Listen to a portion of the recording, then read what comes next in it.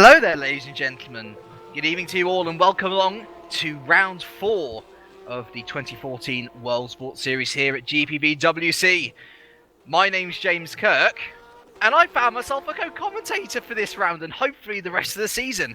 I'd like to introduce you all.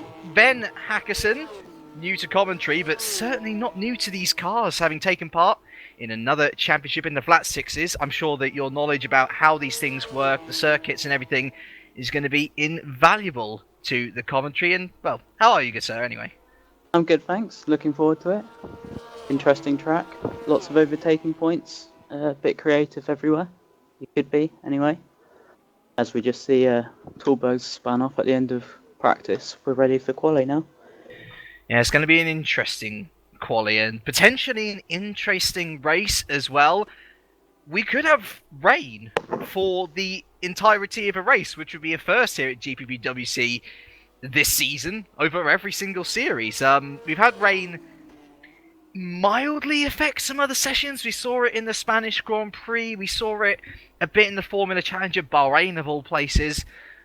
We've never seen a fully rain-affected race or fully rain-affected qualifying, though, so I'm sure the drivers won't like it. Everyone loves driving in the dry conditions. It's always more challenging in the wet, but well, you can never harm the experience. Topping the practice session, actually, is Kevin Siggy, who's new for this round for Waters Automotive, replacing Ryan Walker, who I think has decided to just leave GPWC again, which is a shame because I like Ryan very much. Very solid driver. But it's nice to see Kevin up there, but from what we've seen in Super Cup, myself and Lewis, is that he can be very fast, but he can be very inconsistent as well. I believe he actually took part in the championship which you took part in last year, am I right? I didn't actually take part, I just practiced a few races. You just practiced with, it, okay. Yeah. But, yeah, he got a podium in that one time. Did he really? But, yeah, and a few other times he was up there, but again, he's been inconsistent from what I've seen. Yeah, you just have to apologise me not getting into the action straight away, folks, as my R factor has just crashed. But we are moving into the qualification session just now. And remember, if you're just joining us for the first time, it's Super Pole. So, one out lap, one qualifying lap, and one in lap, and that is your bottom dollar money, unfortunately. High risk of failure if you get it wrong, but at the same time, it can benefit so many drivers who, you know, just need that one lap to get it right and get up the order. Before we enter quali as well, we've got 4 penalties to watch out for, though I believe one will be dismissible. So Ryan Walker has got a 10th-place grid penalty. As I say, we believe he's left now, so not much point in him having that. We also have Martin Palm with a 10th place, Harley Hamnett with a 10th place, and Ilya Bracalo with a 10th place. And Hamnett especially, our lovable mercenary, has joined Enterprise GP for, I believe, the next few races at least anyway. I should know, I'm their team boss. But Hamnett topped the open practice before we entered free practice on a 1:39.4. And he is certainly one to watch out for, and especially given that he's going to be moving 10 places back in the grid, could provide fireworks in the midfield. Yeah, it'll look very close in the midfield. Even Hamlet, who's been quickest, he's got a 10 place, so he'll be in the midfield. And then everyone who's normally quick has got weight penalties. I don't know if you want to go through them before quali starts. Absolutely, yeah. So we have leading our championship, and on 45 kilograms, David Yunt. He didn't expect to be there. I'll admit to not expecting him to be there, but to date, he's the only man to have won 2 races this season, and that's why you see him up the front. He's capitalised multiple times on the reverse grid, and he leads the championship by 10 points from Ruud Heasterbeek, who has 36 kilograms. Jesper Torborg on 56 points, who has 27 kilograms. Fran Lopez on 52 points, who has 18 kilograms. And Jordan Weeks in 5th on 45 points, who has 9 kilograms of weight to his name. Both of those last 2 aren't here at the moment. So no, they're not. Sinkovich just starts his lap. Perhaps you can take him around the Montreal circuit. It's going through, coming into turn 2 now. Nice wide line, good traction on exit is what you're looking for. Looks nice to me. And coming down the straight. braking at the texture lines, using as much curb as you can there. And on the exit, don't hit the wall. It's the most important part of that corner. Going out wide and then braking, and then across the curb, which just slightly misses, but that's... Then traction across here, don't touch that curb on the inside. Use all the curb on the outside, coming down the straight. This is a corner that's very important to the lap here, because you can use a lot of curb. Misses it a little bit, but looks alright. It's super pole, you want to be more of a consistent lap than flat out. A lot of people do try and go flat out and then just lose a lot of time pushing too hard. Taking the hairpin very nicely there. And down to the long straight before the final chicane, where again a lot of time can be found and lost in because of the wall on the outside. Can't be too aggressive, but being aggressive will get you time.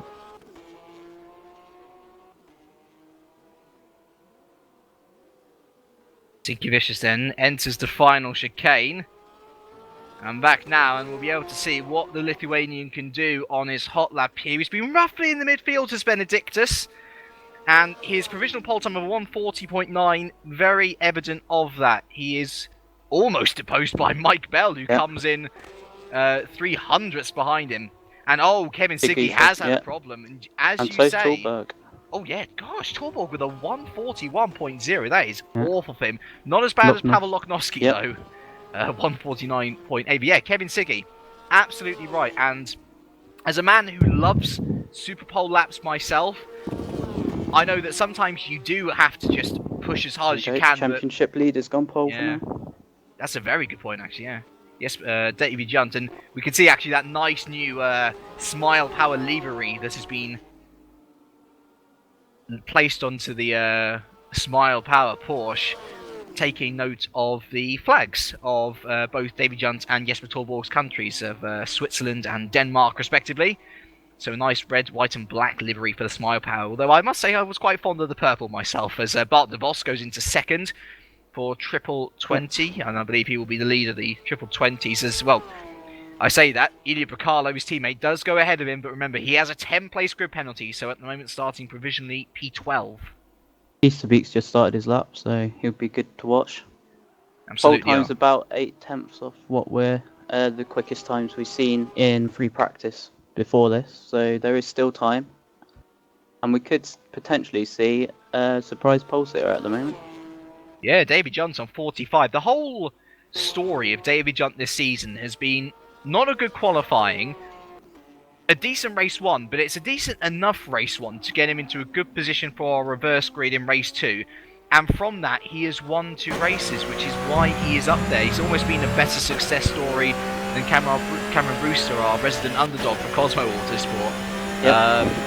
But yeah, David Junt with 45 kilograms of weight as well. We know that's 8/10 off what Harley Hamlin has done in open practice, but that is a really good time from the Switzerland. As Fran Lopez enters the game, so we get another one of our top 5 for Ice Cold Racing coming in. But we look to Ruud Heesterbeek now, rounding a tight hairpin, entering Sector 3, which is essentially that hairpin, this small corner, and then the straight. And although there's not much to change on these cars in terms of setup, this back straight is pretty important, because a lot of people like to think, well, Canada's a circuit full of straights and therefore we need really, really low downforce. It's not exactly that cut out, is it? No. Don't always need the downforce, but it's in places it can be good. But the back straight is really where you want your setup to be, because that's the overtaking spot. As Heasterbeek goes pole, but again, not that fast a time, so we could still see a surprise pole sitter. The lack of the extra 9 kilograms of weight shaved off that Adonis Engineering car, giving Heasterbeek another 10th, and I believe, let's see if I can remember my pole sitters, I think this might be his second pole position of the season. I'll go and double check for you, as I believe it might be worth looking at his teammate Sven de Vries here. Perhaps you can see how his lap's going on. Palms right now. Oh, Palm, okay. Where is Palm at the moment? Just going to the hairpin, on the straight up to the hairpin.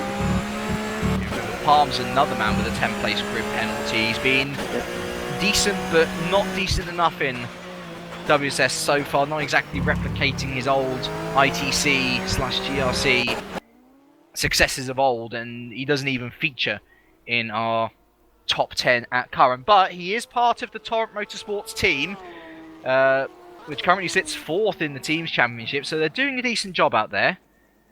And let's see, as Palm comes down to the final chicane, I always hate this bit of the lap. You don't want to overshoot it, but at the same time you don't want to brake too early, and you want to who's that? That's one of the spun in front of him. Yeah, one of the Deltec's. Not had a good season so far. Let's see what Palm does though. And that's only P14 for Martin Palm, so starting a maximum of P24 in the race, not where he wants to be at all. Yeah, Mike Bell telling me he lost 4 attempts in the final chicane, so that underlines your point. He would be on pole, I think, if he didn't do that. Yeah, it's one of the most difficult parts of the lap for me, because I don't want to push too hard either into it or out of it, because there's such a high chance of spinning as well. Yes, as Van der Westhuizen showed us. There we go, Sven Vries goes pole, 40.2. That's more like the time we're looking at for pole. Poor Sven de Vries, he's had a really difficult campaign so far. Luck has not been with him. He's had engine explosions, he's had ghost cars, he's had everything that could go wrong in the season go wrong, but he's still 9th in the table so far and doing his best with those engineering. It's good to see him on pole, and perhaps expected as well without any weight. 1-2 Adonis right now as well. Absolutely. And Parker and Canapino are on their laps. Midnight have been not as good as last year. They've only had 1 podium this year compared to God knows how many wins. Yeah. They won the title with a few races to spare, didn't they? They did indeed. It was a very big joint effort with about 5 drivers in there. You got the likes of Parker, Roy Schroten, Alex Cooper, even Lucas Euler joined in the act for a bit, and they did win in I think it was the round before France, which I can't remember off the top of my head. But anyway, they won it massively. Remember, I mean, you've got to think of Torrent as well. Is that rain? I think I see a bit of splash of rain. Don't see it, but I'm seeing it in the pit lane. Oh, yes it is. It's coming to rain. Parker only goes 18th, and Matt Richards is 12th, so another not good session for Midnight then. Oh, it's pretty bad. Pretty bad indeed. Yeah, but it's definitely rainy. You can see it clearly. Look at us, Agustin Canapino, if you can, Dave. The raindrops are coming down, and this might have a huge impact on the laps of people who have left it late. Coming around the final chicane now, Canapino seems to have broken okay for it, and the Argentine who had his win taken away from him in Spain for a poor move, disconnected last time out in Monaco. And only P16 for Agustin Canapino. That is the effect of the rain, ladies and gentlemen. Let's look to Harley Hamnet now as well. He was top of the open practice session here. You can just see how much that car is squirming coming out of the final chicane as well. He's going to try and get a slipstream off the Drake Racing car there. Cantonen. And oh wow! There we go. Harley Hamnet, pole position. He's still got a 10th-place grid drop to come, but that is a hugely impressive effort from Hamnet, considering that there was rain on that lap as well. Brilliant effort. Yeah, he got pole in ITC on Monday as well, so yeah, definitely a driver on form at the moment. Although that didn't really go to plan for him.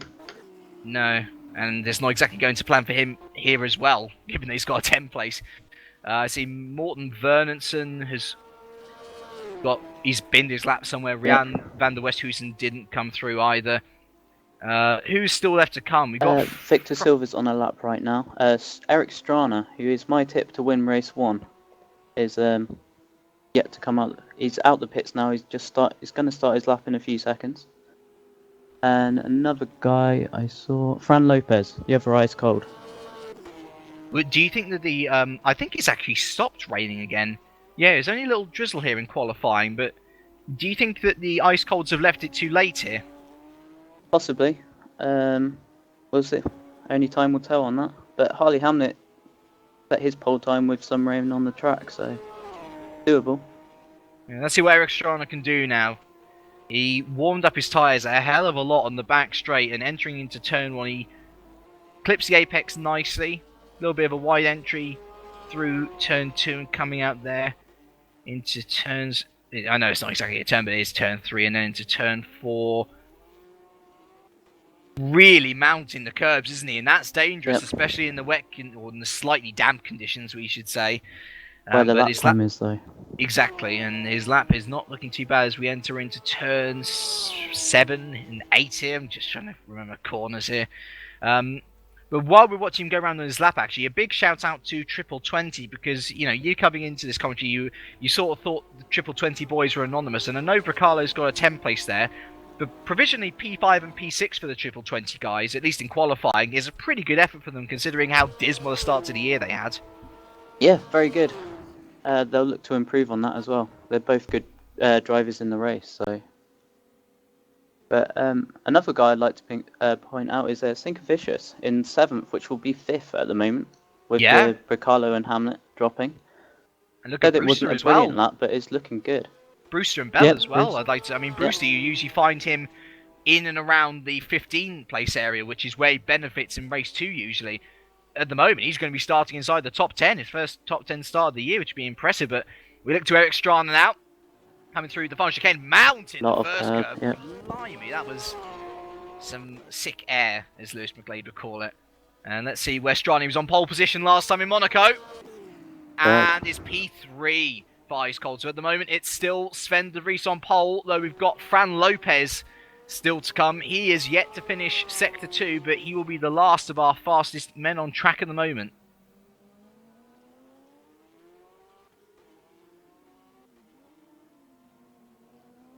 Let's see.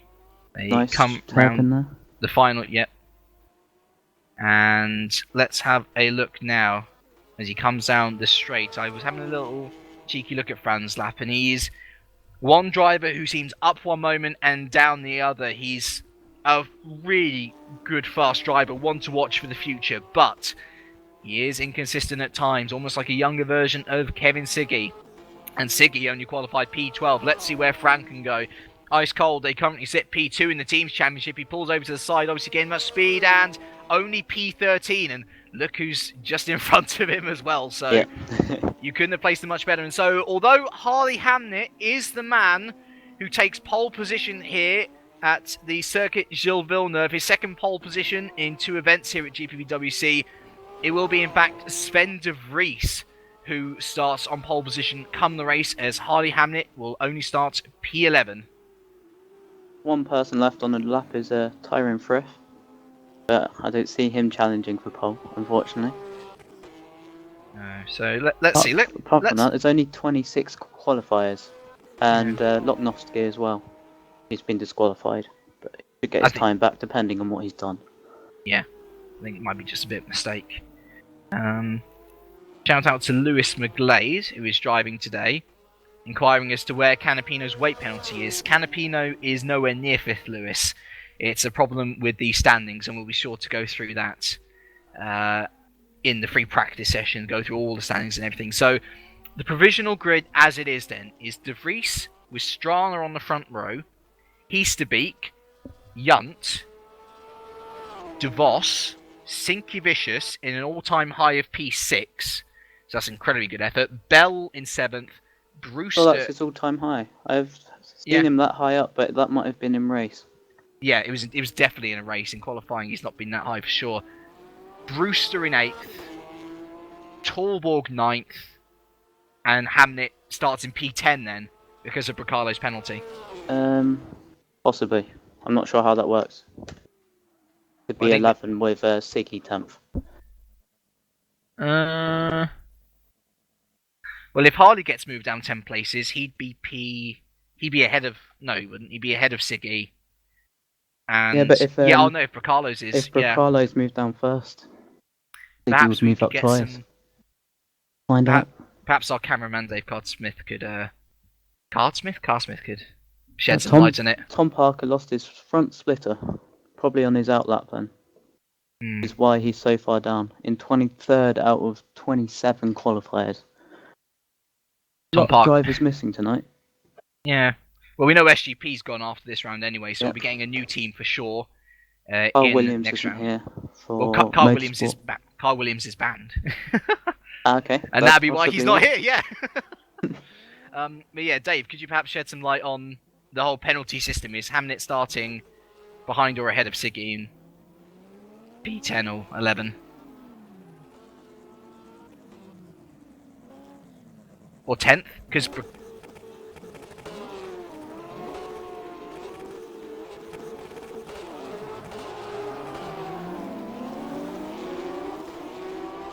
Right, okay, so that would mean that Siggy starts P10, Hamnet P11. Yeah, so it would be Siggy P10 and Hamnet P11 then. So a nice thing for Siggy, gaining 2 places. He's the person who's benefited the most out of that, I think. Absolutely.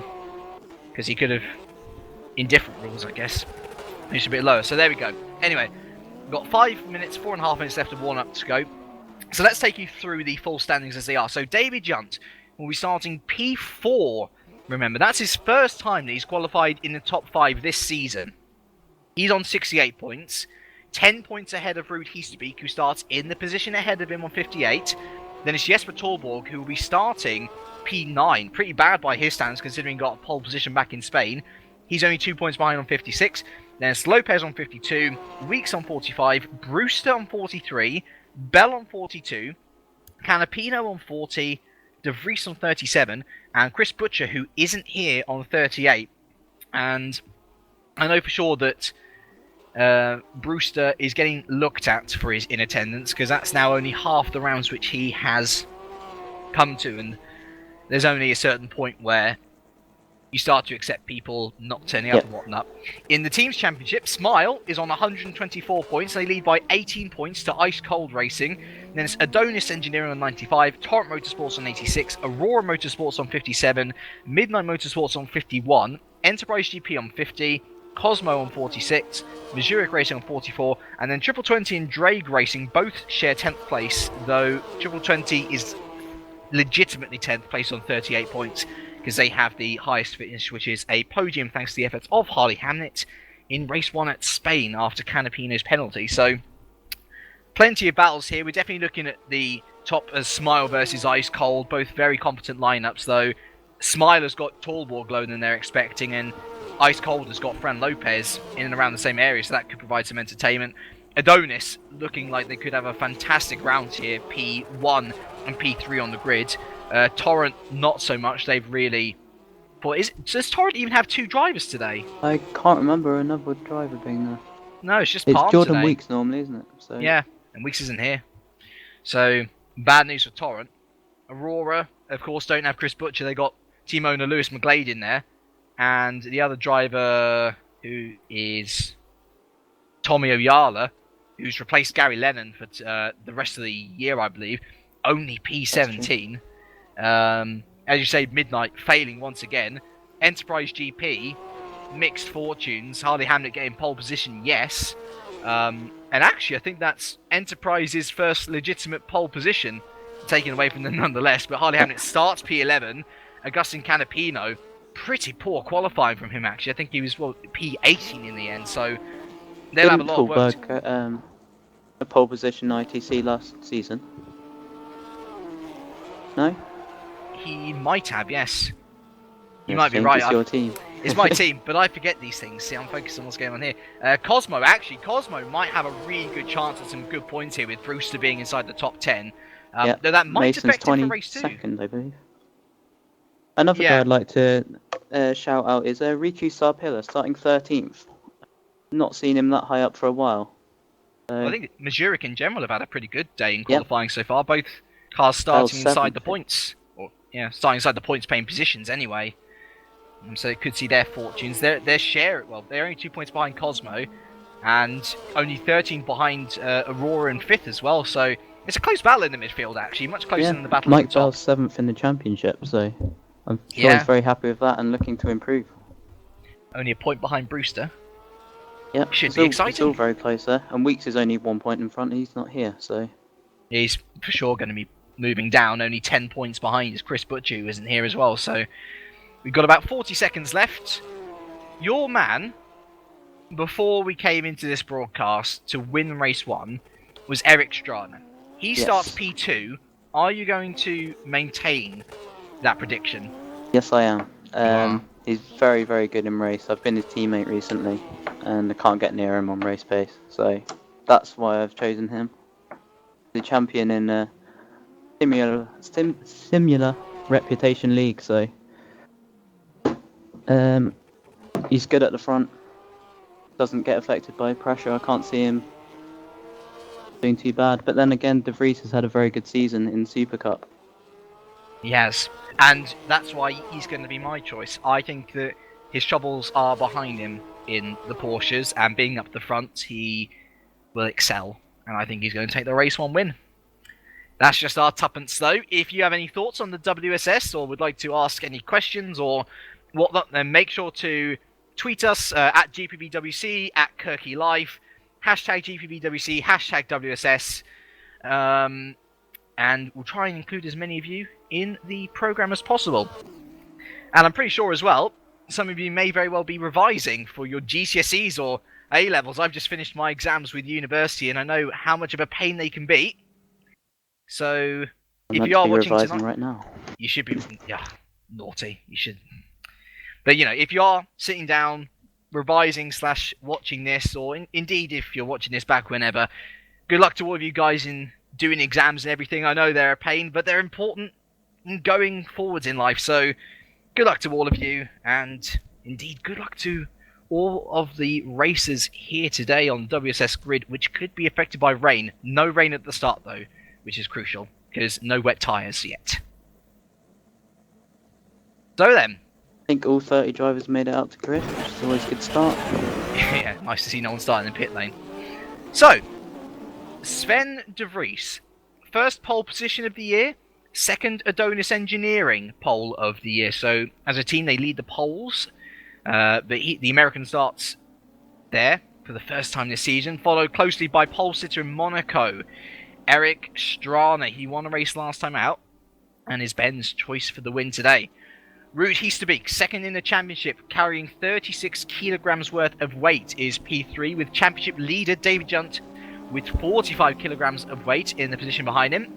Bart de Vos starts 5th for Triple 20, looking to get their championship fully back on track, with Benedictus Sinkevicius for Waters Automotive starting an all-time high for the Lithuanian. A great effort from him. Mike Bell starts P7 for Mazurek Racing. He is actually 7th in the championship as well. The stars aligning for 7th in the race as well. And we have Cameron Brewster, his first top 10 start of the year, usually the underdog in race 2. He might be looking for a good points haul here in race 1 as well today. Jesper Torborg, P3 in the championship with 27 kilograms worth of weight, really did not excel in qualifying today. Only P9, and Kevin Siggy, who replaces Ryan Walker for probably the rest of the season, I'd imagine, starts P10 on his debut here. Harley Hamnet, our pole sitter, our man who got pole position, but has been demoted 10 places, starts P11 with Fran Lopez, P12 for Ice Cold. Riku Sarpia starts P13 for Mazurek Racing with Matt Richards, the top Midnight Motorsport car, P14. Lewis McGlade starts P15 for Aurora Motorsports, filling in for Chris Butcher, and he's followed by Ilya Bracalo, also with a 10 place for Triple 20. Tommy Oyala on his debut here, he clouds the wall. And that's not going to be a good start for the Finn. He's P17 with Agustin Canapino, very bad qualifying for the Argentine in P18. Lusitania's Victor Silva's P19, and Paul Watkins rounds out the top 20 for TWR. We then have Rob Mason, P21 for Cosmo Autosports. Tom Parker, P22 for Midnight. Paul Joseph, P23 for TWR. Tyron Frith, P24 for TTF. Ascari Cantonen, after the highs of a podium in Monaco, back down to the lows of P24 for Drag Racing. Martin Palm, also with a 10-place grid penalty, starts P26 with Pavel Oknowski, P27. Morten Bernstein starts P28 for Drake. Then O'Clont starts P29 for Lusitania. Simon Melhuish rounds out the top 30 for Motorsport Safety Foundation.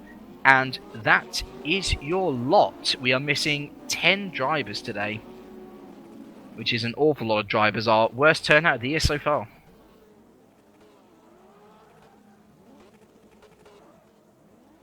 So, the back of the grid just get into place. Simon Melhuish, who usually starts at the back, even refused a front row place for MSF, gets into his grid position now.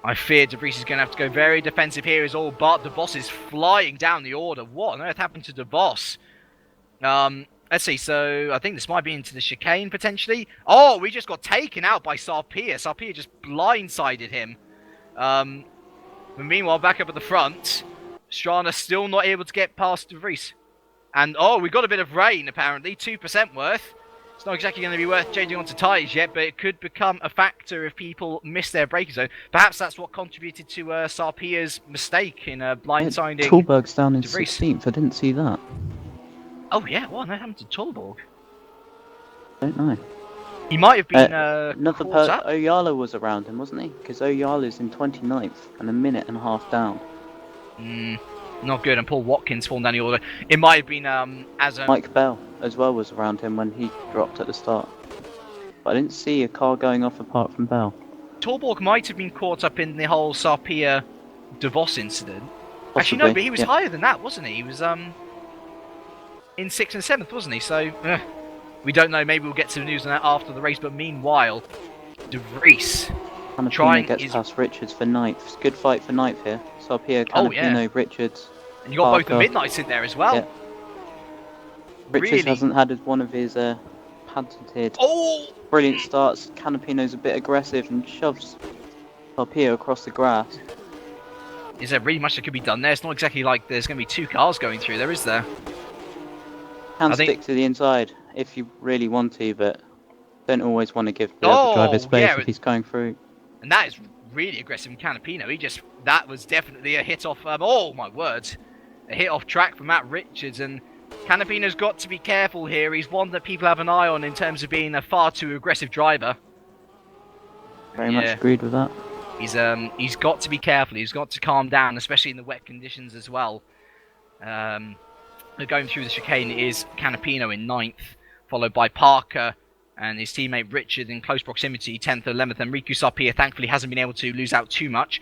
Though Victor Silva and Fran Lopez are in close proximity, so one mistake could find you losing a good third position. Again, looking good for reverse grid. Yeah? Good position for it. He's got 2 in a row poles, hasn't he? Yeah, he had pole in Spain and in Monaco, so the Portuguese man could be on track. I mean, he won't. He's not in a reverse grid pole position here. He's actually in a bit better scoring points. But yeah, it looks like Matt Richards. Oh, that was a bit of contact on the rear, I think, of someone. But Matt Richards has actually gotten past Tom Parker, and will be looking to catch on to the back. But Sarpia's okay. Ah, there we go. It's in the wars a bit, isn't he? It's a bit tardy round the midfield, isn't it? But we look back up to the front again, and Strana is still within 2/10 of De Vries. He is not letting him go whatsoever. Hamnet is catching Sinkevicius now. So he is. I think he's catching the leaders as well, is Hamnet. So the Australian looking to make amends for his 10th place and going about it absolutely the right way. As all Sarpia something's going on. Sarpia went wide of the chicane. I wonder whether he went wide and blindsided someone like he did last time. He rejoins in 15th place behind He's got a run on him as well. Let's have a look, see whether anything can be done between these two. Torborg definitely out of position, and you can see there in the background Martin Palm trying to scythe his way through the field as well. Torborg, though, I think has got the run on Sarpia, and indeed he does, maintaining P14 for the moment. Meanwhile, Harley Hamnet into turn 1. Look here, Harley Hamnet on the inside of Sinkevicius. We saw he was getting closer, and Hamnet almost threw on Sinkevicius through turn 2, but he was unable to get the good enough traction, and the Lithuanian definitely running the highest he has ever done in any series here at GPVWC, but he's got a real task to keep Harley Hamnet behind him. Slap 6 of 15, we're not even halfway there yet. Yeah, Benedictus has come from Open Series this year, so yeah, shout out to that series. Obviously it's working well with a driver in 5th place in a league where anyone can join. So okay, let's look to 9 and 10 again. Matt Richards is back for round 2, and Canapino certainly looking like the slower of the two drivers here. Richards looking to make a good impression at the midnight outfit, and through this tight right and left hand that we go. Always a tricky section, and it's where Canapino saw off Sarpia. Alongside Parker as well. behind Nice. that. Really, really close stuff here in the midfield, and it could become a bit handbags out if they're not careful. Canapino seems to have gotten a bit of a hold on Richards for the moment, but Richards will remember the slight little tap that Canapino gave him into the hairpin a couple of laps ago. And no doubt Beat's gone over the anti-cuts at the last corner, but I don't think it's affected him too badly. And let's look back to Richards, and oh my word. No! Oh, well done to Richards. That is wonderfully done. He was patient, and through the chicane, he knew that Canapino would be blindsided, though Canapino's not going to give this up that easily. He looks into turn 1, though Richards has the position going into turn 2. Now Richards on the inside, and this is lovely racing from Richards. I mean, that was wonderfully done. He waited, and he pensively waited. He wasn't going to rush it through the chicane. Canapino came out the wrong way. Richards was able to get the better exit. And although Canapino still hasn't let go and clouts the wall, trying to get as much drive out of turn 4 as he can, Richards has the position so far and looks to be putting away now as well. Yeah, good move from Richards there, just waiting for him to make a mistake. And sometimes when you're frustrated, as it looks like Canapino could be, then you just, as a driver behind, just wait for a mistake and take your opportunity, as Richards has done. Right, back up at the front. I don't think this battle's over. No, and neither is the battle over up at the front. Eric Strana had to have his eyes and ears about him because De Vries wiggled a little bit under braking, and it's pretty clear now that Strana is starting to turn the screw within 2/10. This entire lap has been the Swede. But again, I have a feeling he's got a higher wing setting than De Vries because he's not able to make any impression down that back straight whatsoever, and you'll have to stay behind as we head on to lap 8 of 15. Not really too much you can do on this track if you don't have a lower wing in your opponent, because there's lots of straights before every decent overtaking part. The best thing for him to do is just sit there and wait for a mistake, but De Vries doesn't make many mistakes. So maybe he'll just wait until the last few laps, see what his tyres are like, and then attack then. Perhaps he'll do a De Vries from the Super Cup, use his own tactics against him. Meanwhile, actually, David Jutt, shout out to him. He's on the podium with 45 kilograms of weight as well, really starting to live up to his billing as championship leader now. And the Switz at the moment has a nice clear gap to Ruud Heasterbeek and fourth. Meanwhile, behind, look at this. Harley Hamnet still is yet to get past Benedictus Sinkevicius, and Sinkevicius holding Harley Hamnet up has led to his teammate, Kevin Siggy, catching up onto the back of this. It's a Waters 5-7 at the moment. And if Benedictus keeps on doing the great job which he's doing, Kevin Siggy might be able to have a go on Harley Hamnet himself and make it a 5-6 at the moment. Or 5-6 later in the race, I should say. Yeah, he'll look to. But I think Hamnet is quicker than both of them. So I think they'll just... 6th and 7th they'll be very happy with. But if they can hold 5th and 7th, I think Andreas will be delighted. Absolutely. Waters not even in the top 10 at the moment. This will give him a good boost. Cameron Brewster all on his own in P8 there. He's got a 4-second or so gap up to Kevin Siggy and a 5-second or so gap back to Matt Richards, who is under pressure from Augustin Canapino once again. And for the rest of your point scores, you've got Fran Lopez 11, Tom Parker 12th, Victor Silva P13, Torborg in P14, and Riku Sarpia 15. But remember, you've got the reverse grid for next race, and in that reverse grid is Sarpia, Palm, Clont, Bell, McGlade, and the boss, and all of them are actually pretty good drivers. Yes, going to be at the front for that as well, so far, if it finishes like this. And you could see him gain another race win. Does he have a race win even? No, he hasn't. He doesn't have a race win, no. So, it's strange. Both of Smiles. Yeah. That's crazy. He makes a move on Silver. Very and nice into the first corner. It's all a bit Constantined up, isn't it? But he's into P13, and Silver now under huge pressure from both Sarpia and indeed Palm, who shouldn't be forgotten. The Toro Motorsport driver looking to score at least 1 point for his outfit, which are currently sitting in P4. Remember, they're a good 30 or so points ahead of Aurora in 5th, but you can't have too many slip-ups, and other outfits will be looking to score big, don't forget. Yeah, like Waters will be up there soon. I mean, look at this battle. And triple 20 aren't gone downhill this race. Yeah. Riccardo's 27th and DeVos is 20th, so they've both had poor races. I haven't seen what happened to Bracalo. Maybe he Yeah, got caught out in the midfield, but we saw what happened to DeVos, unfortunately. Though nothing to say that he can't come back in race 2. If you say and DeVos is just about in the reverse pole positions.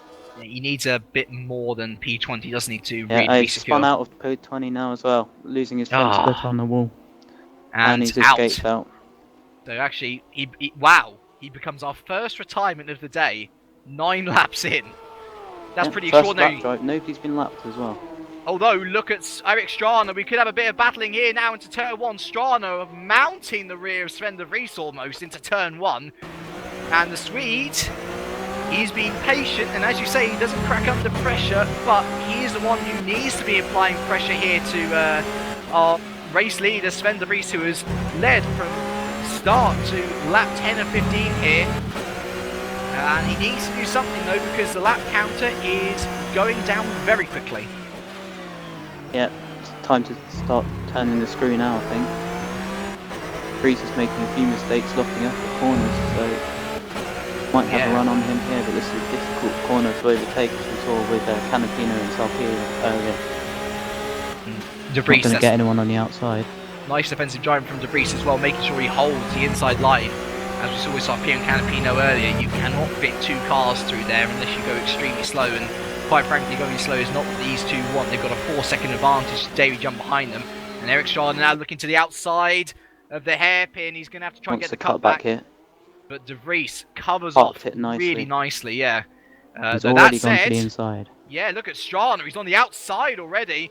But De Vries has that straight line advantage. And actually, I've noticed in the midfield, look in the midfield, Harley Hamnet has gone past both Kevin Siggy, or rather, Kevin Siggy has got past both of them have got past Sinky Vicious, and De Vries holds on to the lead for the moment, but Strana is visibly closer, and look, he's on the inside again, going on to lap 11 of 15, and the Swede staring down the barrel of a race win. Is he going to late break to turn 1? The outside on that little kink, which has lost him the inside position. Yeah. You want to be fully alongside for that corner, because you want to push the car straight onto the other side of the track, so you got the inside for turn 2. Not far enough alongside, they're just going to get you back on the inside of turn 2. Absolutely. And doing his dues well enough is De Vries. He's really, really trying his best to learn from the Mike Bell's school of defensive driving here. And he's just putting his car in all the right places, making sure Strana doesn't even get a look in, and if he does get a look in, then make sure that the door is close as much as possible. You want to hurt that foot as much as you can, and Strana, I mean, look, he's squiggling under braking, but he just can't get a look in anywhere, and he's slightly compromised going onto this little bit as well. Reese knows that he's got 4 seconds back to Yunt behind as well, so he can afford to be very defensive into the corner, as there's 2 back markers up front as well. But look at Strana here. Strana around the outside. He broke a little later, and if Strana gets him there, I can see De Vries just going straight back through on the straight. That's the issue with this track. There's 3 good overtaking spots, 2 with long straights after them. That's Eric's problem. So we can see it's not that much of a straight line advantage actually. Yeah, but good on the brakes as well, De Vries. Yeah, and De Vries staying ahead just again. Eric Strana was marginally ahead on the exit of the hairpin up at turn 13, but he's still not able to get past, and his attempted move into this chicane somebody's dropping down. Matt Richards and Canapino going side by side into the final chicane. Oh dear. Matt Richards gets out in front. It was nice and clean for once down there. Round 3. Just got to hope that both the drivers keep their heads. It's lap 12 of 15. We're close to the end now, but I'm still enthralled by this battle at the front. De Vries versus Strana. We've not tried to cover them in the first few laps because there's not been much going on. Oh, De Vries saved it. Almost had a Vettel moment there, but you could see Strana closing right up to the back there. That is the advantage of having a good run through those turns, because the better of an exit you have out of, what would it be, turn 6 I think it is, turn 6 or 7, the better straight line speed you can have going into that straight, and De Vries just about holding on, but Strana must be getting, I know you say he's a cool customer, doesn't like getting infuriated, but he must be getting slightly ticked off now. He can't find any way through on the American. He knows he's got 4 laps left, or I think it's 4. It's 11 lap out of 12, 15 on my screen. 13, Okay. 14. He'd have So 3 that laps must be left at the completed, yeah. start of next lap. So its time is running out, but we are seeing De Vries locking up for most corners, so his tyres will be wearing out more than Strana's at this rate. Let's see as they go into the chicane. De Vries nicely, but also look at the battle behind. David Junt has lost time hand over fist to Ruud Heesterbeek, and Ruud Heesterbeek now under pressure from Harley Hamnet as well, who has just flown up to the back of these guys, and there could yet be a battle for the podium late into this race. Yeah, Hamnet has made a net gain over the leaders over this race, so watch out for him in race 2 as well. And if he can size through the field from the midfield, that effectively in race 1. This is quite a good space as well, because you get the only 9 kilograms of weight, which isn't too bad. You get 9 kilograms for each position up from there. The likes of De Vries and Strana are going to be looking at 45 and 36 at the moment, which is no doubt done Junt and Heesterbeek no help at all. And perhaps they are that is catching Watkins and Oyala in front now. That might be something to actually consider. Perhaps the reason why Junt and Heesterbeek are falling back into the hands of Hamnet is because their weight is affecting their tyre wear slightly now? That could be true. But they haven't dropped back from De Vries and Strana, but they have been battling, so... Yeah. I think he's done well as well. He's kept up with the pace. Absolutely. He's had a consistent race after us saying he's been inconsistent, so fair play to him for that. A little bit of a nudge from Strana on De Vries that time round, and actually, looking at the gap between Strana and Junt was 4 seconds, or rather from the lead, De Vries to Junt was 4 seconds. It's decreased by 8/10 over the last couple of laps. And here comes Strana now looking on the outside. They've got traffic as well to traverse. This is going to be difficult, and De Vries kindly shows him the way into the pit lane, but Strana says no. He's going to keep on to the back here, and De Vries will now head on to lap 14 of 15. 2 laps to go left in this race. Paul Watkins getting out of the way nicely. Good back marking. Heading into turn 1. Strana will know he's only got 2 more laps to do this. But De Vries once again putting his car in all the right places. And I can see Canapino and Richards battling there as well. But this battle up the front is too good to look away from. Strana needs to do something quickly if he wants this race win.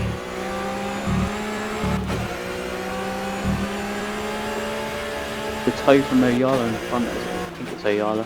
It is, will affect this battle as well. That was almost a good move, that was almost a very good move, but that would have compromised Strana on exit, and I think De Vries would have gotten him there. You can also push them wide on exit. If you got around the outside there, you've got the inside for a nice little... Not flat out in these cars, I don't think, but... quite difficult to get around the outside there. Look at Strana! Look at Strana, he's got a much better exit off of that corner, but so Oyala's giving a toe to De Vries. Oh, he does not want to be in the middle of this battle at all. And Strana almost turning in on De Vries, trying to get him to look the wrong way. And oh, what a beautiful comeback that was. Can he get a better exit though? No, he can't. Strana just, he's tasting it. He's tasting it, but he can't get it. It's almost like a marshmallow sticking to a chocolate fountain. He's reaching and reaching, but he can't get any chocolate on that stick. And I don't know where I'm going with that metaphor at all. Never mind. Onto the back straight we go. De Vries. Oh wow, he's trying so hard to get past it, but he still can't do it. Onto the final lap we go. Can Eric Strana do anything? As look at the background there as well. Heesterbeek on Davy Junt. We'll look to that later if it's any interest there. But Eric Strana on the inside. Oh, he's got the inside. He's going for it. He's got the inside for turn 2 as well. Oh, what a lovely move. He took advantage. But can Sven De Vries come back? I wonder whether he can, because he has been using his tyres all race to defend from Strana. And on the last lap, Strana, we've seen it so many times this season in every series, people making those last lap lunges. And for Strana, it appears to have worked wonderfully well. If anything, for me personally, looking through Sector 1, De Vries a lot better on the brakes. And this has been a feature all race, hasn't it? He's been much, much better on the brakes, and now he's going to get the slipstream as well. And if he does indeed have that lower rear wing than Strana, then it might be worth watching this battle into the final chicane. Heading through, it's going to be single file through here, surely, and De Vries must be looking to conserve potentially, maybe just trying to stay behind as close to Strana as he possibly can behind. Junt still holding off. Easterby and Hamnet and Siggy and Benedict and Siggy Vicious. So they're there or thereabouts. In P6 and 7 is going to be a great result for Waters, but the battle we're interested in here now is all Route Easterby through on David Jump. They're going to be battling, but we look to the front runners here. De Vries, he had an okay exit, but nowhere near as good as his previous ones, and I think that Eric Strachan on the last lap here may just have got him. Shown his pace on this last lap as well. He's pulled out, even though De Vries is in the slipstream. Look at that on the brakes, look on the inside! Oh my word, that was close to Can De Vries get him on the exit. Oh, it's going to be a race to the line. Can De Vries get him? I don't think he can. Gonna be tight, but no, he hasn't got him. Great and it's race Eric Strachan. What a wonderful win for the Swede and for Ice Cold Racing. Hamnet slowed down. Hamnet has slowed down, crossing the line. He's letting... I don't know what happened to him. Has he run out of fuel? Oh, he must be out of fuel. Yeah. Oh, wow. Well, Lucky to cross the line there. Let's go through the results. David Junt, a podium for him, considering how many kilograms he had. That is a great result. He used to be P4. Kevin Siggy then, on his debut here, P5 for Waters, and P6 for Benedictus Sinkevicius as well. That's a great result. Cameron Brewster, P7, and Harley Hamnet, he must have run out of fuel, or something must have happened to him. Yeah, something must have happened, but it's a P8 and P9 for Enterprise GP. Considering where they were starting, I don't think that's going to be too bad a result for either of them. Canapino getting 9 places, though, may be suspect of penalties, I'm guessing, from his incidents earlier. Possibly. Richards 10th, Lopez 11th, Parker 12th, Torborg 13th, Palm 14th in the end, a great result for him.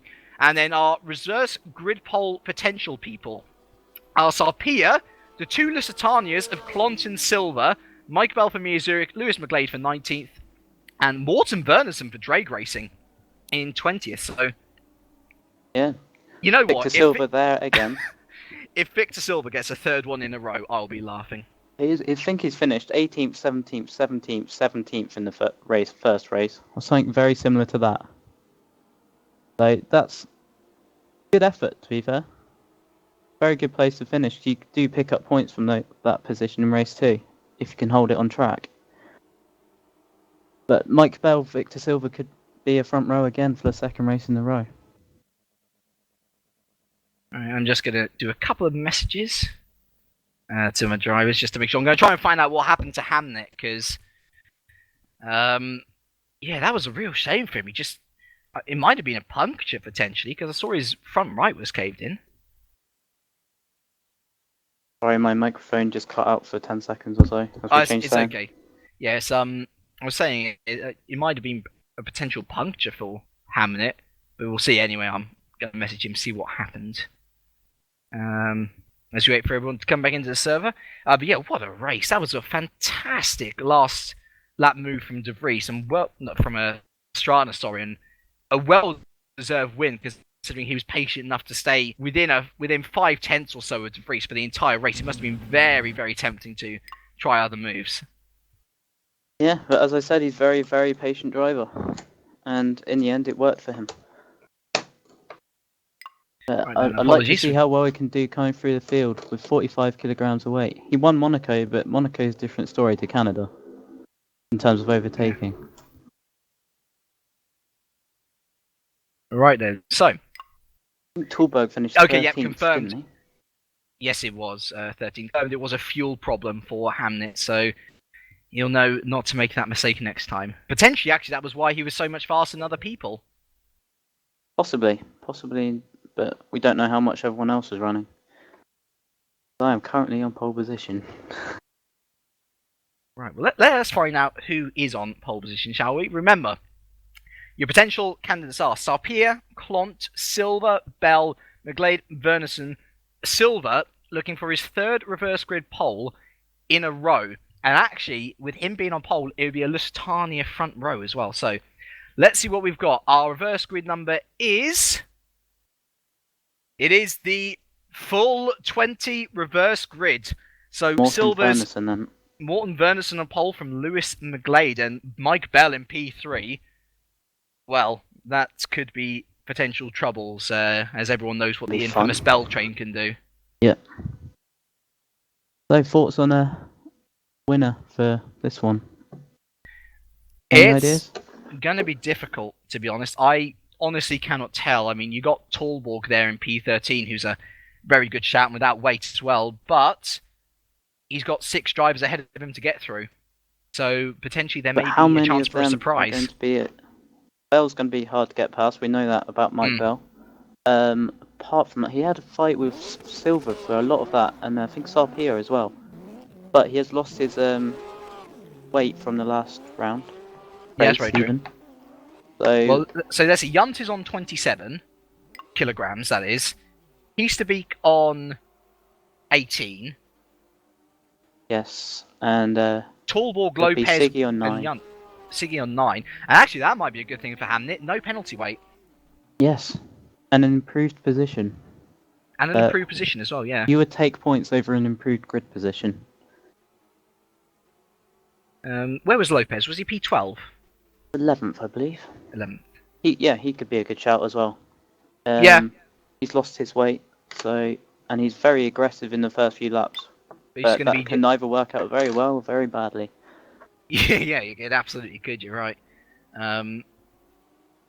What about De Vries, though? How on earth do you come back from that? Because that is painfully close, and yet so far. Yeah. Doesn't help him with going straight into another race as well, so he needs to get it out of his mind. Focus on the first lap and making as many positions as he can. Getting past Heasterbeek would be quite a big one for him. Even though they're teammates, they're both similar on pace.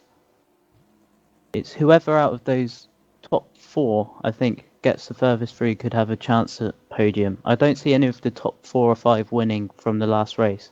No, neither do I. Because of the weight. I think there's more chance of a surprise from the top 6 of this race going to win than last race. Cameron Bruce is starting about 12th though, isn't he? So he finished P7 last race, so nowhere near where he'd usually be in this race. But also, what about Morten Wernersen? This is his debut here for Drag Racing, and he's starting on pole position. How on earth do you deal with that? I've never started on pole, so I wouldn't know.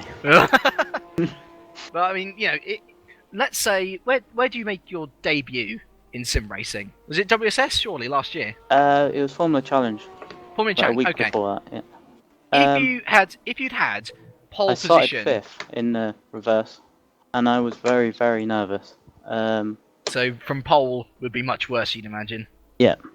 If you do remember WSS last year, I did take the lead on the first corner, and strangely, I found it more calm being in the lead because you've got nothing in front of you. You can concentrate on your braking points, but you just have to watch your mirrors. Well, and obviously, people are more aggressive going for the win than where I usually am, somewhere in the teens. Well, I think on the complete opposite, anybody who watched my efforts in the ITC on Monday will know how opposite that is. And that's actually strange because it's not like I've been up at the front before. I had a reverse grip pole position in the ITC last year, and I was fine. But yesterday I just cracked.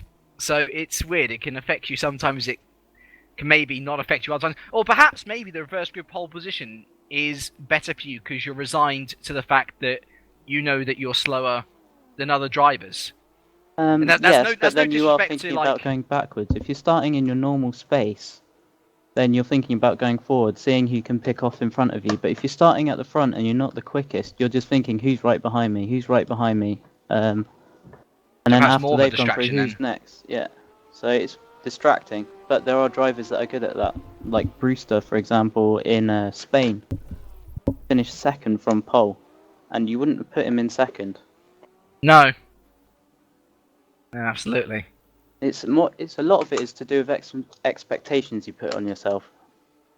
If you're just thinking, oh, I'm in 1st, this is fun, like not too bothered about where you finish in the race, then you'll be less nervous. But if you really want to get a win, a podium, like Mike Bell always says he wants to win when he's at the front, but then at some point he does either get hit or takes himself out, or drops a few positions. But he can win. Mike Bell's another good shout for this. Thinking he was qualified 7th. Don't forget that. Seems like is it Strani or Strana? Strani? Strana. I Strana. think. I also it was, anyway. It's better than Definitely not Strain. Strain. No. And actually, to be fair, it seems like De Vries has taken his loss in good stead, saying that I guess you got your payback for the ITC.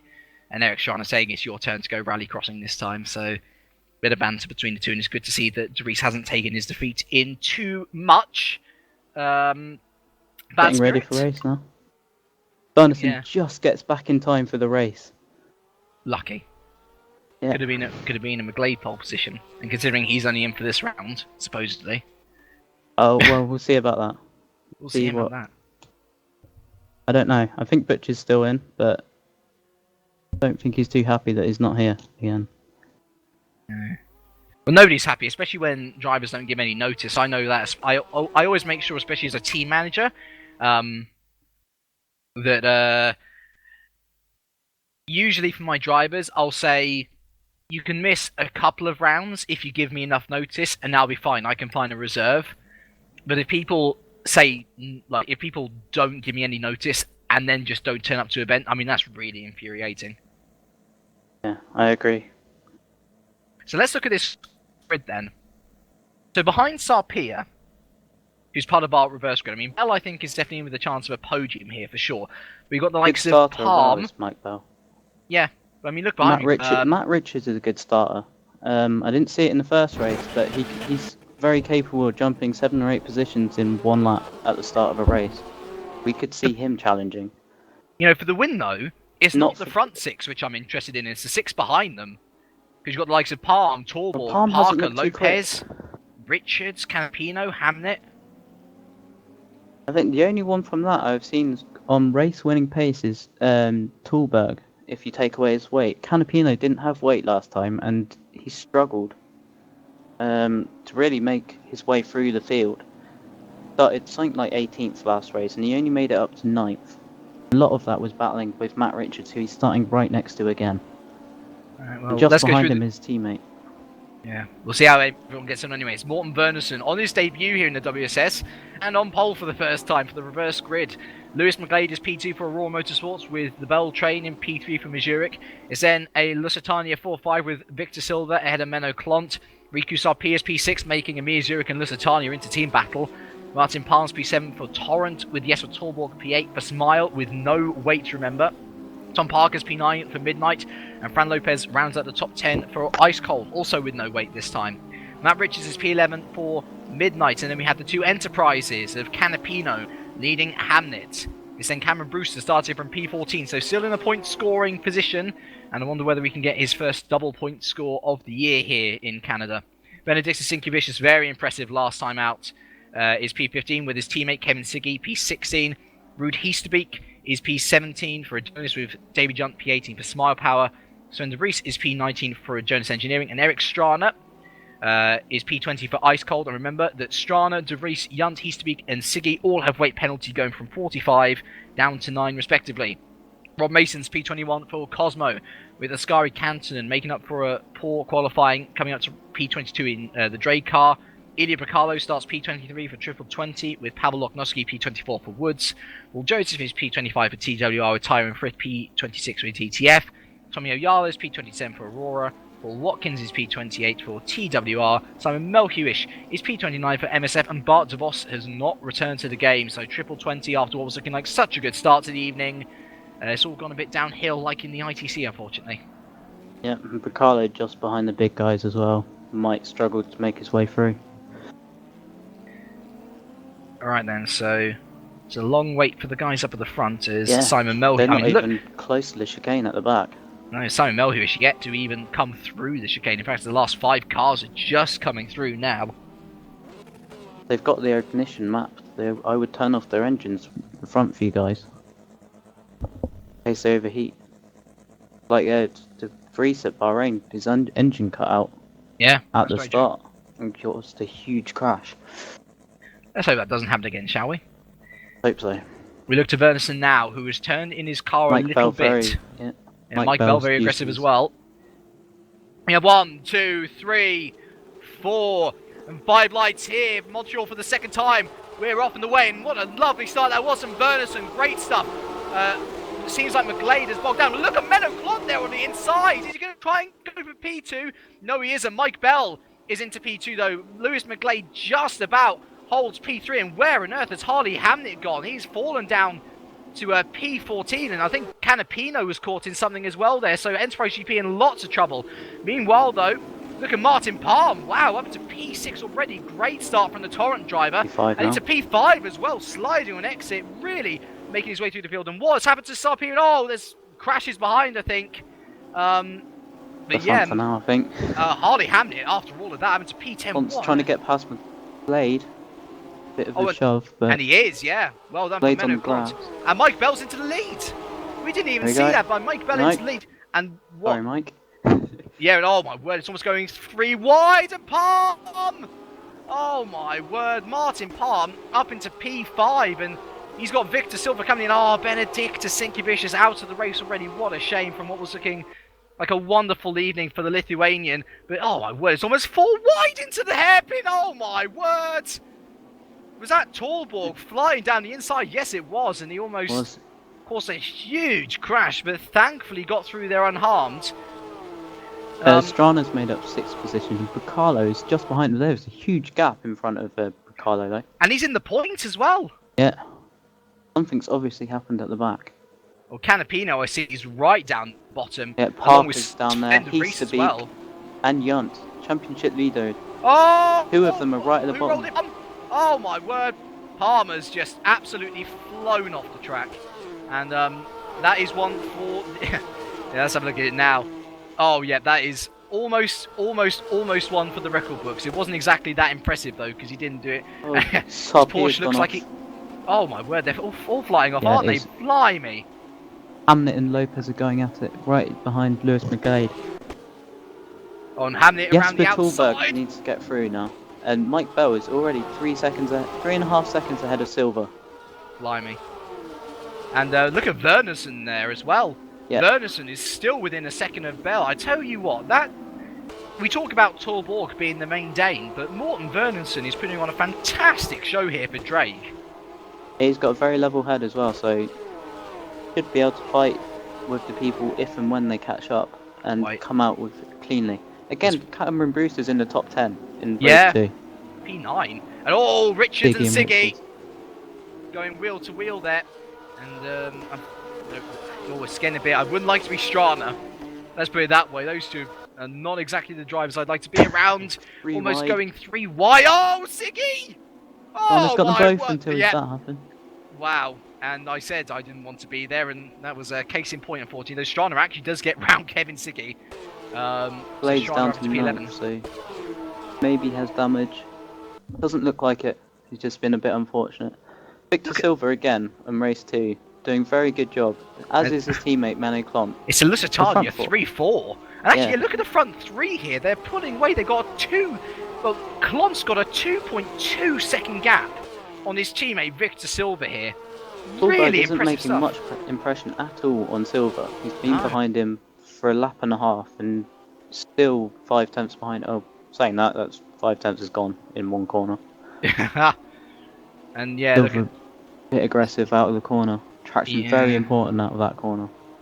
He's got to be careful, Silva, as well. I mean, he usually finishes around the 9 to 10 position area in race 2, but doing a very, very commendable job is the Portuguese. And Lusitania, I mean, the 3 and 4 effort for them would be absolutely huge as we go through turn 6 and 7 here. Long, long way to go, absolutely. And he clouts the wall, and yeah, De Vries is out. Didn't completely miss that. De Vries is out, as well as Sinkevicius. They were out on lap 1, so a real shame for the man who finished P2. Is just his luck does not get any better, does it? And what's happened to Kevin Siggy?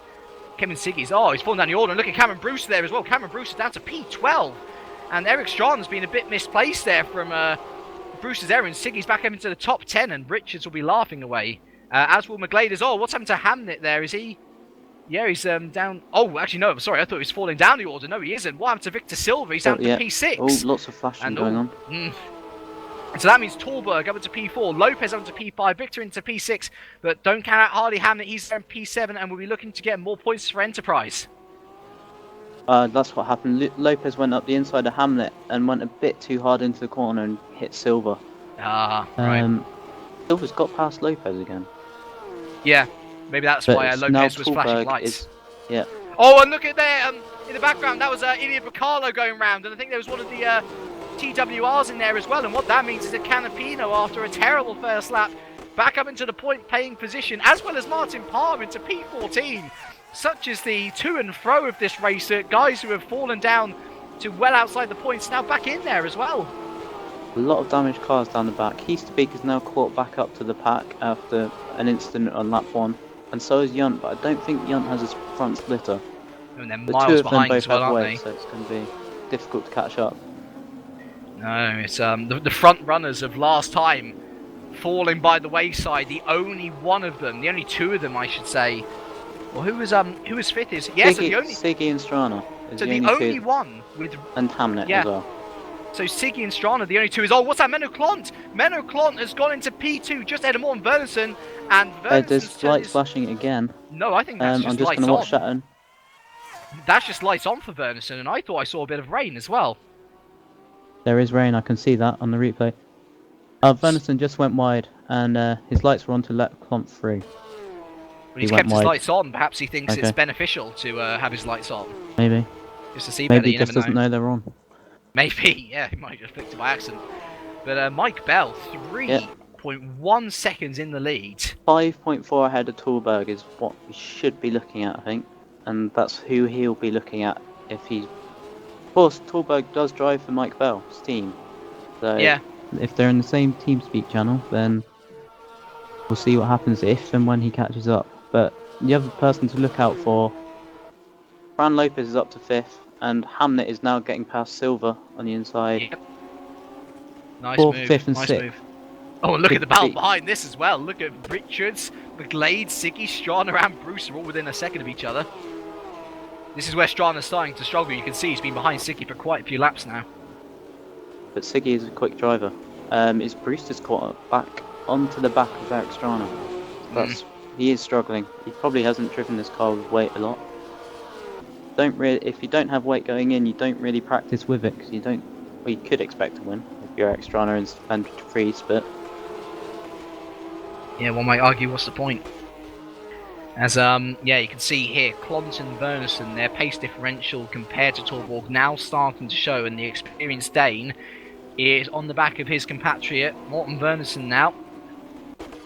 And will Torborg look for a move? It's lap 5 of 15, so there's still a bit of time if Torborg wants to turn up the wick a bit and try and get onto the back of catching Mike Bell, but he's got a long way to go before that happens, and he needs to get past Verneson and Clont very quickly, otherwise he won't have a chance at all. Looking at the gap, Tallberg is closing on Bell 6/10 this lap, but he's got to get past and Verneson, he does. Yeah, I think Verneson very smart there. He's in a very good position for Drake.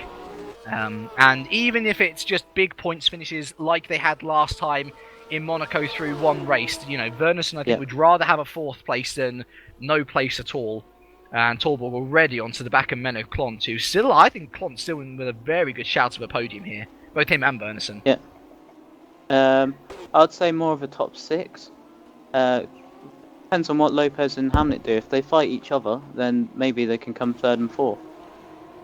But Lopez and Hamnet are both quick drivers, and they're not too far behind. Although Clont did have a good fight last race with Canapino. Oh my word! Torborg around the outside of Clont! Not going around the outside of there. No, and that's going to seriously compromise him in respect to Morten Verneson, who might be able to have a run into turn 9 and 10, potentially. What's happened to Cameron Brewster? He's lost a position to Agustin Canapino. And what happened to him there? Oh yeah, I see what happened. He just got caught out by Siggy, late braking. In front of him. Not sure what that's for. Oh, Clont! I want to Clont! Oh, Menno!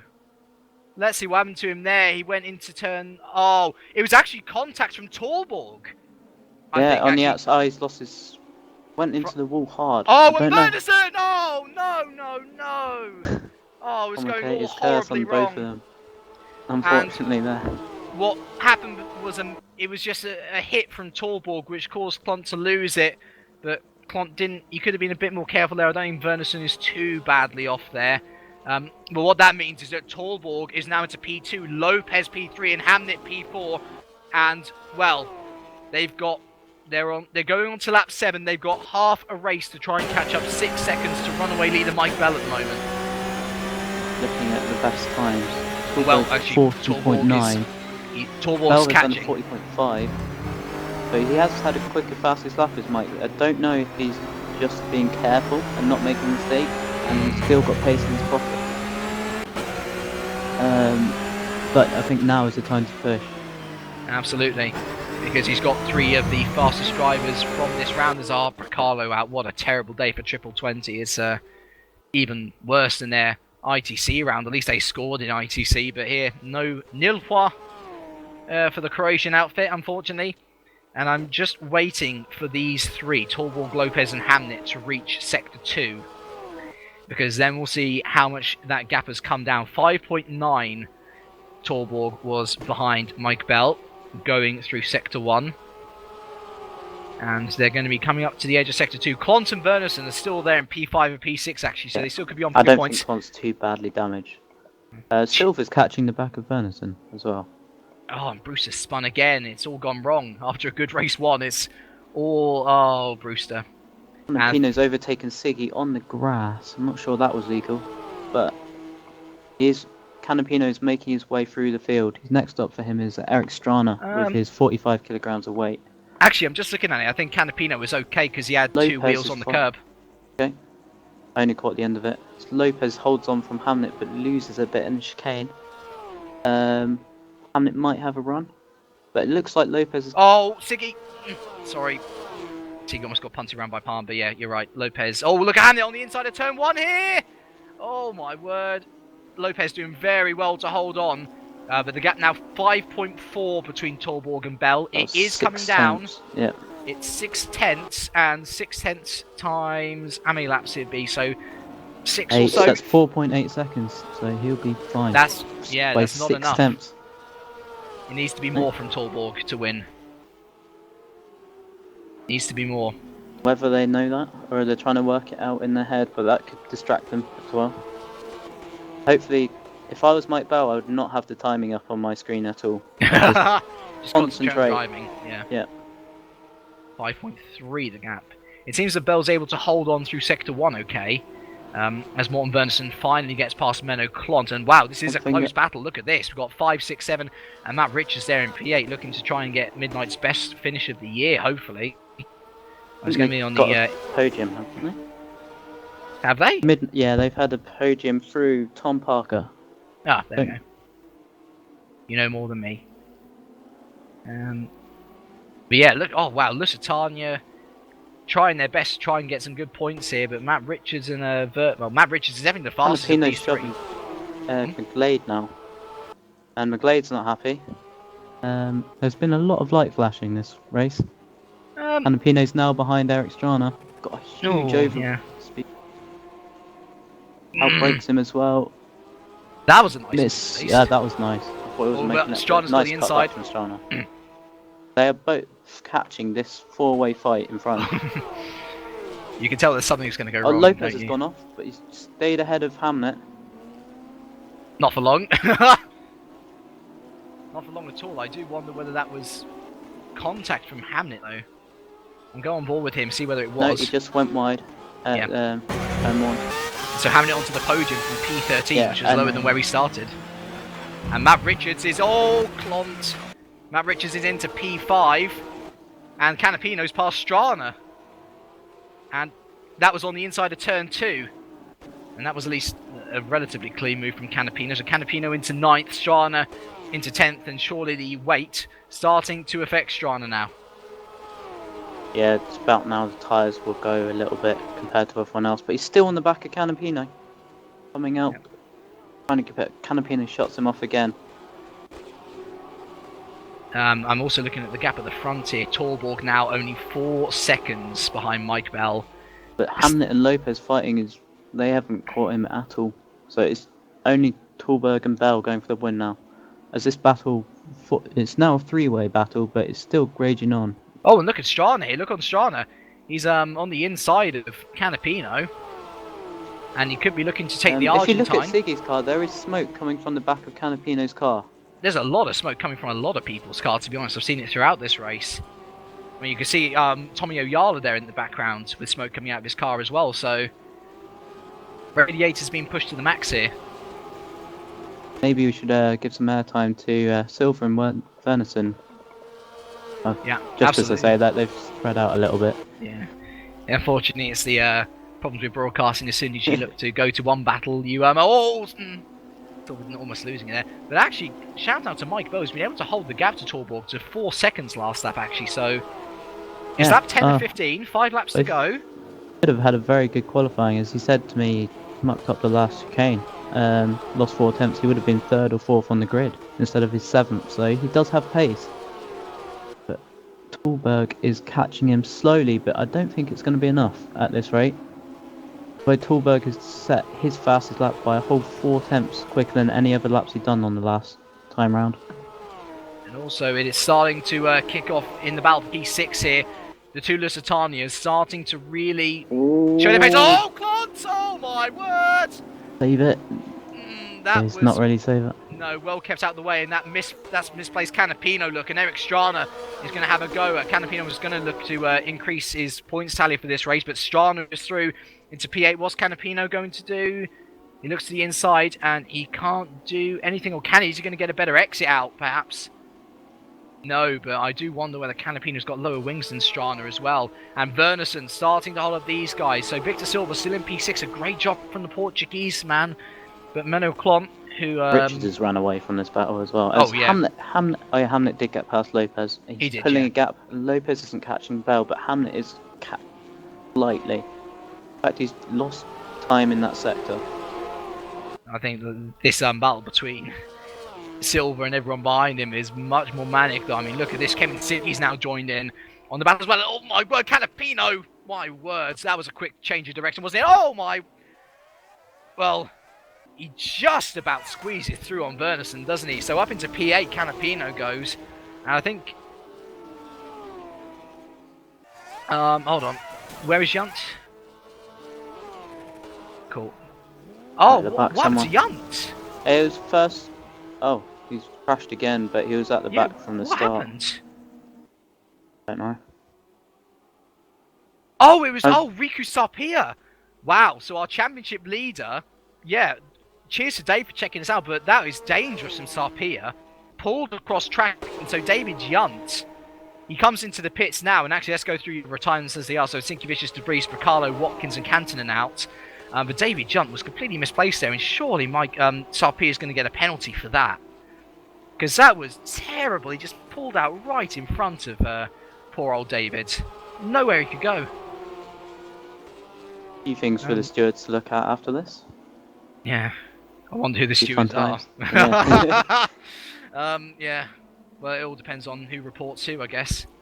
But, well, it's lap... Well, Mike Bell is coming on to lap 12 of 15. Was Vernison in a battle for 10th before? Because he's lost out a lot of positions in Vernison in that lap. Yeah, his pace is showing now, isn't it? Yeah. Palm looking to go through, doesn't get it done. So's McGlade. He's held on ever since quite a bad first few laps in McGlade. He's held on pretty well to the back of the train in front. Oh, look at the background there! Look at the background there! Oh no! Oh, Parker, that was just... Oh, that was with Klont as well, and Klont just got it all wrong, and it caused a huge crash. Cars going everywhere.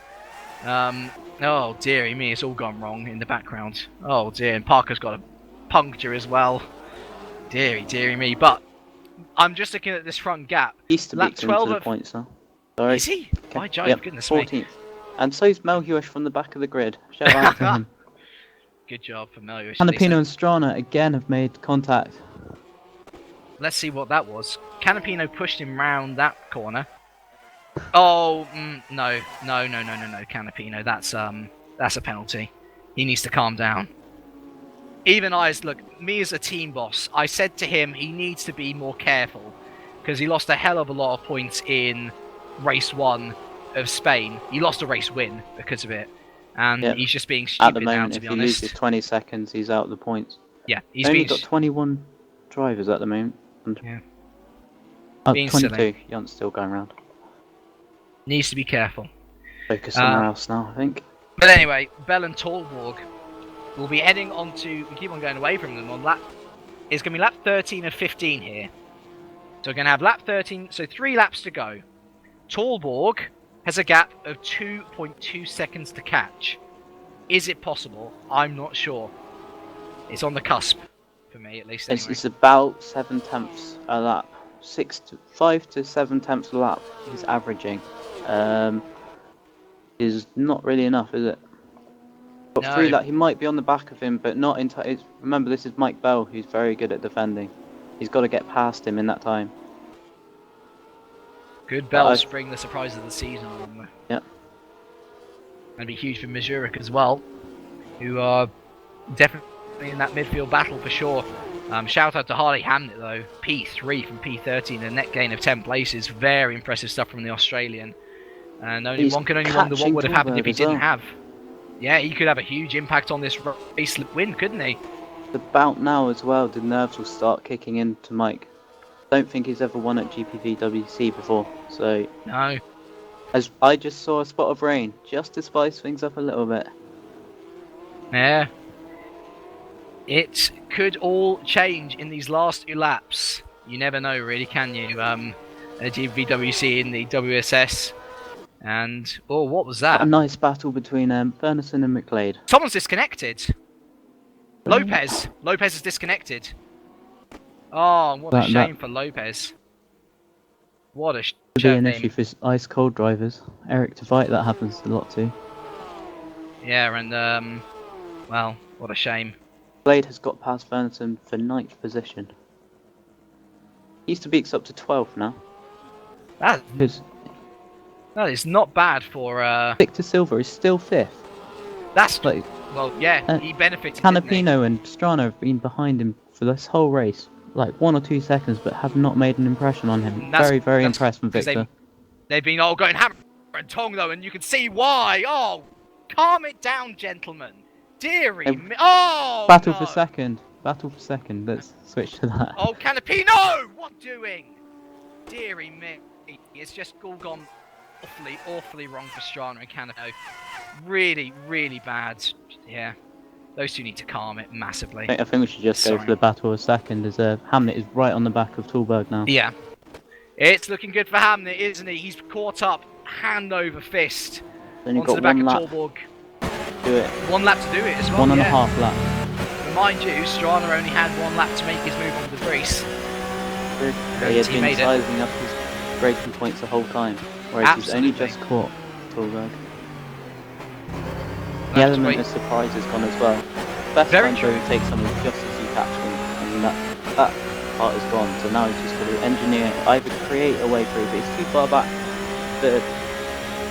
This corner and the next corner, which is best to overtaking opportunities until the hairpin of the next lap.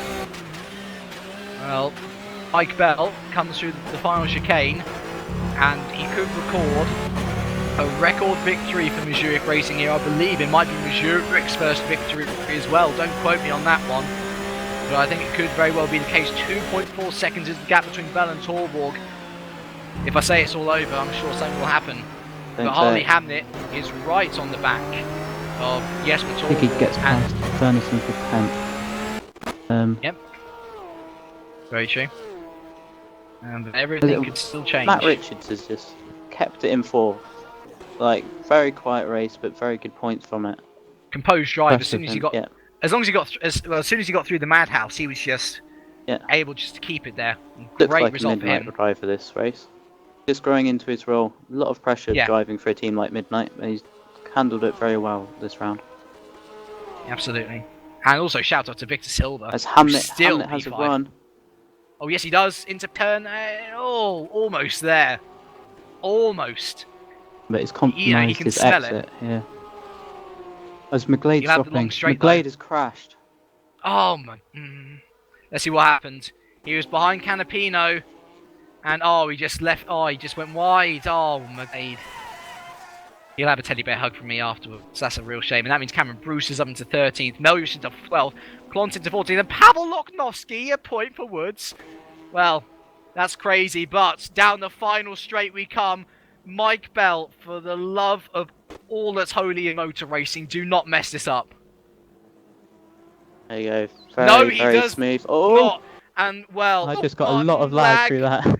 Wow, wow, wow. But you know what? Well done, Mike That Bell. deserves an applause from me. Mike Bell finally wins his first race at GPVWC.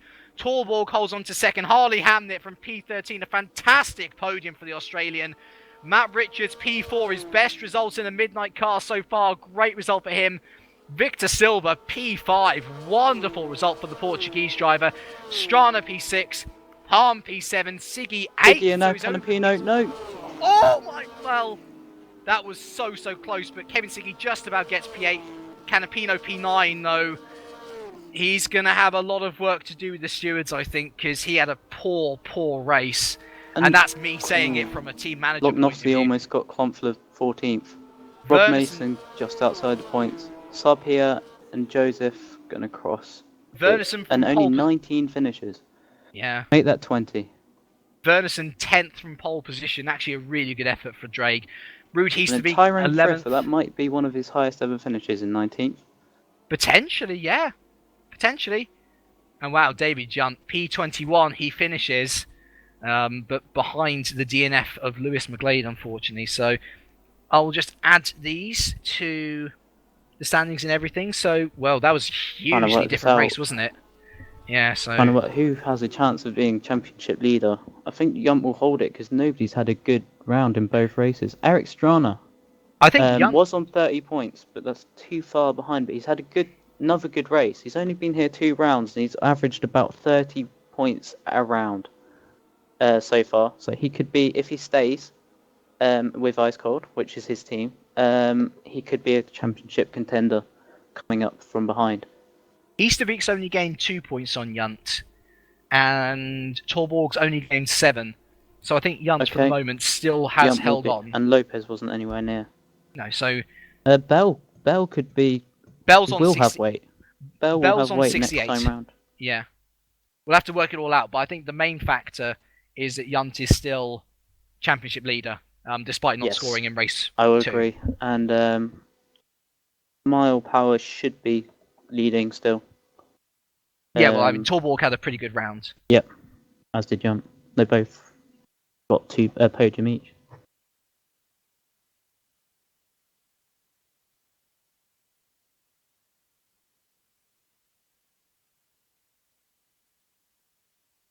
Right then, so we've got some interviews for us.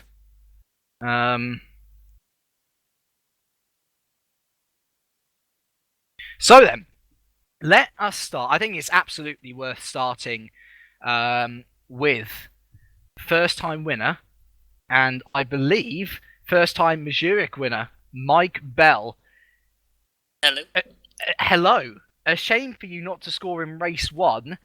But I remember looking at that reverse grid and thinking, if there's anyone who's going to get a podium out of that top 6, it would be you. But such a composed drive, and ultimately that gap which you extended in the early parts of the race, leading to a race victory. Were you worried at any part of that race that Torborg or Hamnet or Lopez were going to catch up, or did you think by halfway, once you had that gap, yes, I've absolutely got this? Well, I don't know what happened, but when Clont and Wernerson, when they dropped off my little thing of data, I was like, uh-oh, this is let the fastest people come and get me now. So I was very nervous then, but yeah, it came to it where Jesper was going to catch, but Hamnet caught him before Jesper could catch me, so I think that's what won me the race. And ultimately, a great boost from Mazurek in making sure that they stay within that midfield battle. I mean, the question is, though, Mike, is do you think that, or would you rather be more consistent, in getting constant top 10s? Because, I mean, you certainly look like a constant top 10 finisher here in Montreal. Or would you rather have this non-scorer in race 1 and then win in race 2? Because it's sort of half and half, and I wouldn't want to see you be bad in one race and then really good in the other, because surely it's better to be a consistent driver. Yeah, definitely I prefer to be consistent, but I'm just having, so much, take the ITC for example. One race I'll be, on my own and just tootling about. Next race I'll be being slammed off the track. It's similar in the World Sports Series, only to a lesser degree. It's like one race I'll have absolutely no pace and fluke a good result, and then the next race I'll get turned around. So I'd really prefer to be consistent, but with the current way it is, I'd prefer to have a low score and then a win in race 2. Well, a win you got nevertheless, and well deserved as well. So well done for you for making it the surprise of the evening for sure. It surprised me. It surprised all of us, but I think it was well deserved as well. So you go and enjoy your victory champagne or whatever you're going to have after the race, and we move on to let's go to David Yunt actually, who remains our championship leader, we believe. A great race and qualifying for you in race 1. First top 5 starts, third with 45 kilograms of weight, but unfortunately race 2 sort of fell apart. Yeah, what I should say about it. I was surprised enough with the 45 kilos to qualify. Well, at first, then Root got me. I dropped back to 5th and up to 4th again because of the penalty. And yeah, well, I might be lucky that Root had a penalty weight as well, so we were like going on about just about a few seconds up and down, and I managed to hold it on until the finish. But I had such a good start again. Got a bit botched in at second race.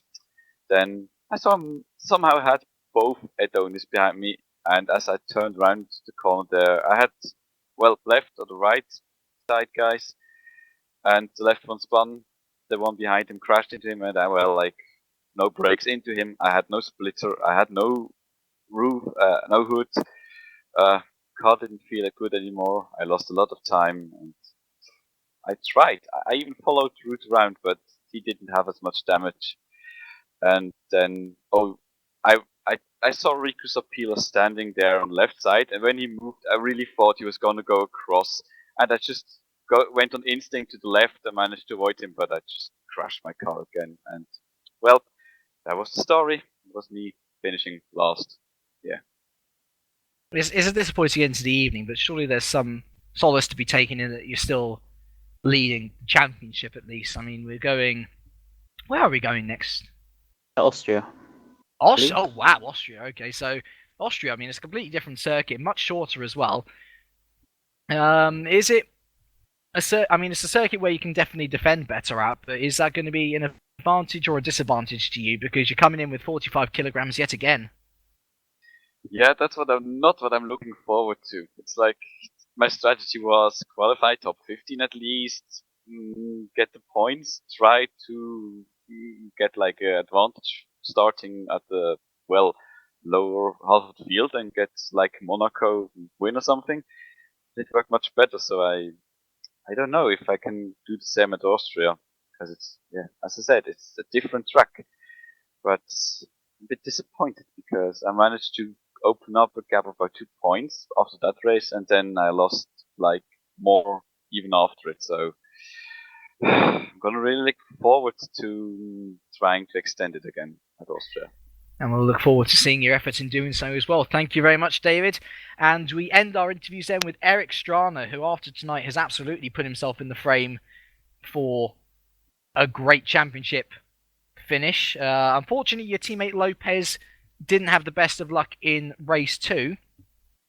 But for you, sure, it's all about climbing that table and a great set of results to go with a great set of evenings racing.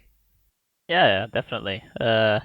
Yeah, Fran was having problems getting his game to run properly, so he didn't get as much practice as he could have, maybe. And then I just saw him disappear. I was like, oh, great. But yeah, for my part, I really can't complain. I had a great fight with Sven in race 1. That wasn't really meant as a pass, actually. Turn 1, that was just more a way of showing myself and trying to stress out. Then whoop, I went straight ahead.